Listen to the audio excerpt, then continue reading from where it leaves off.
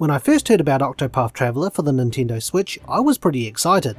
The game reminded me of prettier 16-bit JRPGs back in the 90s, and the game visually seemed to remind me of Final Fantasy VI at the time for some reason, and I really enjoyed that game. I have this habit that when a game I'm really looking forward to is coming out, I'll generally avoid demos and news about the game so I can be pleasantly surprised when I finally get my hands on it. And as a JRPG fan, Octopath Traveler seemed to be the game that would scratch that itch for a fun retro-inspired JRPG. Octopath Traveler features, as the word Octo implies, 8 characters, each with their own stories as well as challenges. Each of the 8 characters are defined by their background and occupation, which acts as their character class. Fun fact, if you take the first letter from each character's name, you can spell out the word Octopath from it. The game allows you to pick one character who will act as your main character for the remainder of the game, and then you complete their prologue and travel the land meeting and recruiting the other 7 characters and completing their stories.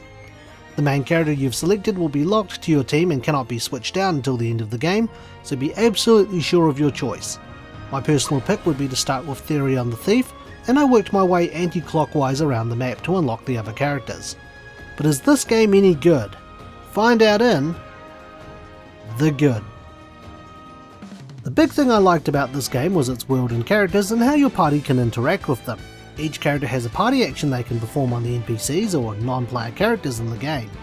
4 of them have more morally questionable actions, such as Therion the Thief stealing from people, or Primrose the Dancer alluring NPCs to follow her, for example. These more morally questionable actions can have a negative effect if they fail, and if you fail enough, you'll find that you won't be able to use path actions on the NPCs in the town or city that you're in. This can be fixed by paying the tavern owner a set fee to reset the failure counter.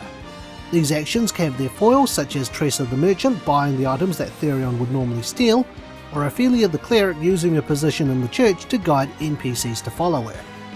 These actions lack the punishments for failure and are much safer alternatives. All NPCs in the game that you can interact with also have their own stories and backgrounds, which I really enjoyed reading as it provides some life and background to the world Octopath Traveler is set in. These party actions also play a key part of the game's numerous side quests. The game's side quests was another thing I really enjoyed. The side quests give the player an inside look at the game's NPCs and their troubles, and solving them requires you to use one or more of your party's actions to complete, such as obtaining an item, beating up an NPC in a fight, leading NPCs to people or places, or gathering information from them by looking at their background. I found that this level of involvement with the NPCs really helps get the player involved in the world the game is set in, and it helps you get to know the NPCs a little better. Completing side quests is also crucial to fight the game's true final boss, as some characters have multiple parts to their side quests and will travel around. Getting to know the NPCs is essential, as other NPCs may give vague details of the person they would like to meet or talk to, and it's a matter of remembering who has or knows those details and where they are. Some side quests have alternative ways of completing them with a morally right or morally wrong path, or whether characters receive closure to their problems or not. I had a lot of fun doing the side quests, and I had trouble putting the controller down at times because of it. The game's battle system, as well as the class and skill system, was also something I enjoyed. The battle system is fairly simple. Upon each of your character's turn, he or she would gain 1 BP point. These points can be stacked up to 5 and can be used to hit an enemy multiple times, deal more damage, increase the chances of certain skills, or increase the amount of turns a buff or debuff will last for. If you decide to use your stored BP, your character will not gain a BP point that turn. This system I felt was easy to learn and very satisfying to master, especially with the combination of classes available in the game. As you travel through the land, you'll come across shrines which will bestow your party with a character class. There's one for each character class, as well as 4 hidden classes locked behind boss battles. When you change one of your character's classes, they'll retain the skills from the original class, or having the skills from the new class available to them. You can spend job points to unlock new skills in all of your classes, as well as passive skills, but each secondary class can only be held by one character at a time, and when you change classes again, you'll only have the skills from your original class and the skills from the new class available. Thankfully, passive skills carry across, though you are limited to a select few. Having your character learn skills and having a secondary class can open the door to a lot of different strategies and tactics, and it's always fun experimenting around with them, as strategy becomes very important for the more difficult battles. Enemies each have weaknesses you can exploit, and when hit enough times they'll enter a break mode where they'll be unable to attack and will take more damage. Once you discover what really hurts an enemy, you'll have a much easier time with the game. However, Octopath Traveler does also have its shortcomings, and we'll explore those in the bad. My biggest gripe with the game was how the story and interactions between your party members were handled. As you're completing each character's chapter of the story, the other members of your party become irrelevant to the plot, only providing the odd bit of banter by giving advice or sharing experience which has no bearing on the overall plot or story. I felt for a majority of the game that other characters are only there for the ride and just become ghosts during a character's story, though you'll see small slivers where events start to overlap. At points in the game where a character is trapped or imprisoned, it's hard to believe that 1 or 2 enemies could do this to a party of 4, let alone possibly all 8 characters with their different talents and skills. In regard to the story, without going too much into spoilers, I found that there were times I really wasn't interested in the character's story and I was finding more enjoyment doing side quests. Some stories let me down, others turned out pretty good, and one in particular shines above the rest.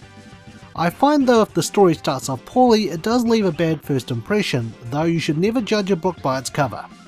The story seems to follow standard JRPG storytelling and doesn't really bring anything new to the table.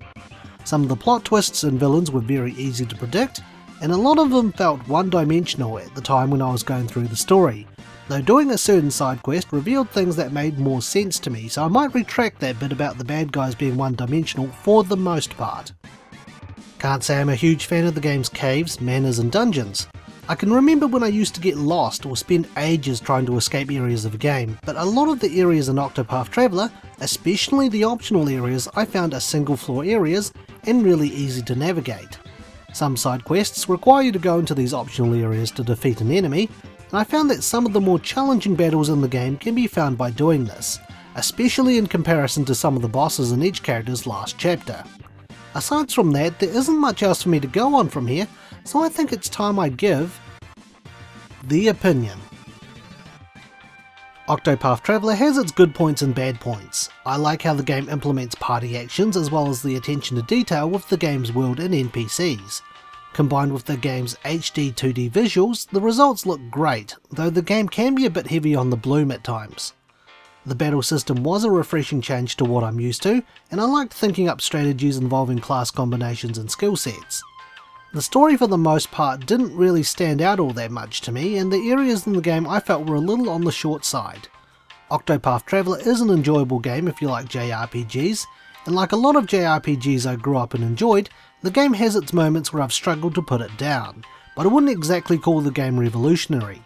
My thoughts are more mixed on this game as opposed to positive or negative. I also probably wouldn't recommend picking up the game if you suffer from octophobia. But enough about that, it's time for the rating.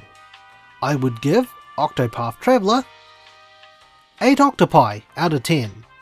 Am I counting the number of octopi or am I counting the number of tentacles on the octopi? Who knows, these ratings really don't make sense. Thanks for watching and stay tuned for the next Infinite Backlog review. If you enjoyed today's review, feel free to check out some of our other videos and subscribe for more. You can also follow us on Twitter, Instagram and our Facebook page. Once again, thank you for watching.